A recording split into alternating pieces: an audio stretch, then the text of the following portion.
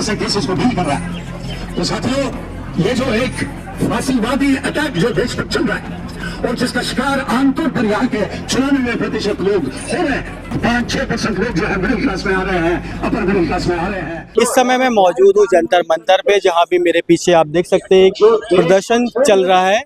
हम प्रदर्शनकारियों से बात करेंगे और जानने की कोशिश करेंगे किस बात को लेके वो प्रोटेस्ट कर रहे हैं। क्या नाम है आपका? मेरा नाम राहुल है। राहुल, बताइए किस बात को लेके आप प्रोटेस्ट कर रहे हैं? हम लोग यहाँ पे हम एक क्रांतिकारी पार्टी SUCI कम्युनिस्ट के आह्वान पे आज हम लोगों ने यहाँ पे एक प्रदर्शन कर रहे हैं। आप सभी जानते हैं कि हाल ही के दिनों में सरकार ने बहुत बुनियादी कुछ जो क्षेत्र है उसमें कीमतों में भारी इजाफा किया है।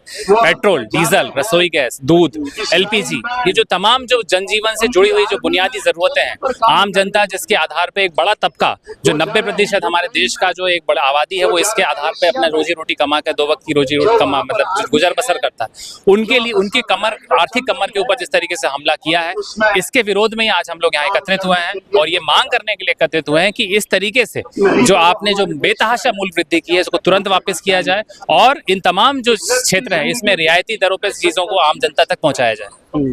तो जैसे मान लो कि आप प्रोटेस्ट कर रहे हो और आपकी मांगे नहीं पूरी है, तो फिर किस लेवल पे आप प्रोटेस्ट कर रहे हो? देखिए, ये तो जाहिर सी बात है कि जब ये आम जनता जो एक 90% जनता है इस चीज का इस दायरे में आती है, इससे प्रभावित है, लोगों को और भी संगठित करना, लोगों को एकजुट करके इस ताकत को और बढ़ाना, ये तो एक बुनियादी जरूरत है एक आंदोलन की। सरकार जब तक एक गूंगी बहरी बनी रहेगी, जब तक इस तरीके से पूंजीपतियों के लिए खुला छूट देती रहेगी कि आप मुनाफा कमाइए किसी भी नाम से, चाहे वो युद्ध का बहाना लेकर के हो, चाहे वो घाटे का बता करके हो, आम हकीकत को हमें लोगों तक ले जाना पड़ेगा कि सरकार की असली मंशा क्या है। सरकार की असली मंशा है कि कैसे उद्योगपति घरानों को मुनाफा बढ़ाया जा सके, क्योंकि अगर सरकार सही में चिंतित होती तो ये जो तमाम जो आज बुनियादी जरूरतें हैं इसमें जो सरकार इतना टैक्स लेती है इसको घटा सकती थी।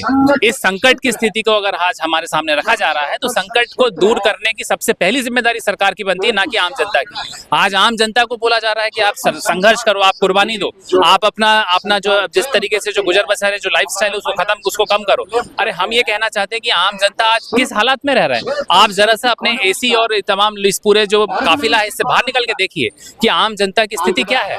आज 2 वक्त की रोटी के लिए आज इंसान को मेहनत करना पड़ रहा है, उसकी अनिश्चितता इतनी है कि कल खाएगा कि नहीं खाएगा उसको पता नहीं, अपने बच्चों को शिक्षा दे पाएगा कि नहीं दे पाएगा आज का कोई भरोसा नहीं है। ऐसी एक जनता से आप बोल रहे हो कि आप कुर्बानी दो, लेकिन हम दूसरी तरफ देख रहे हैं कि सरकारी महकमा खुद प्रधानमंत्री विदेश यात्राओं पे जा रहे हैं, 100 गाड़ियों के काफिले में घूम रहे हैं, तमाम तरीके की ऐशो आराम की जिंदगी जी रहे हैं। तो ये दोगला चरित्र कब तक चलेगा?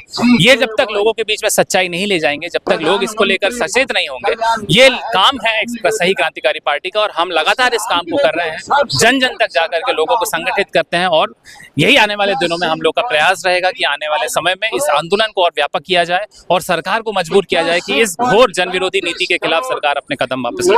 आपको लगता है कि इस तरह से प्रोटेस्ट करने सरकारें आपकी आवाज को सुन लेंगी? देखिए, ये तो एक जरूरत है, एक गूंगी बहरी सरकार को सुनाने के लिए आवाज करना पड़ता है। हम अगर बिल्कुल इस तमाम चीजों को अगर नजरअंदाज कर दें तो एक इंसान होने के नाते हम ये नहीं कह सकते कि हम जिंदा हैं। हम एक लाश नहीं है, हम एक मुर्दा इंसान नहीं है।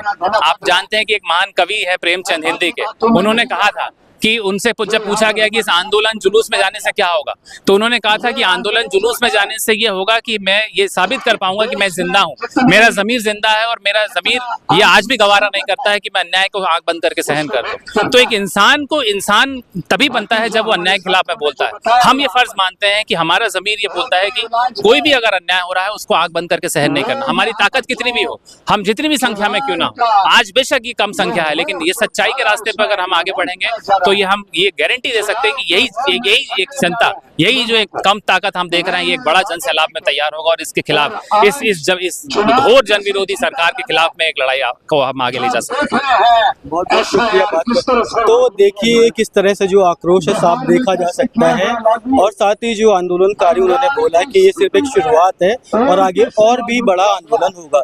जंतर मंतर से मैं सनी सिंह, अमर उजाला, दिल्ली। आपके राज्य की खबरें, आपके शहर की खबरें सबसे पहले जानने के लिए देखते रहें अमर उजाला।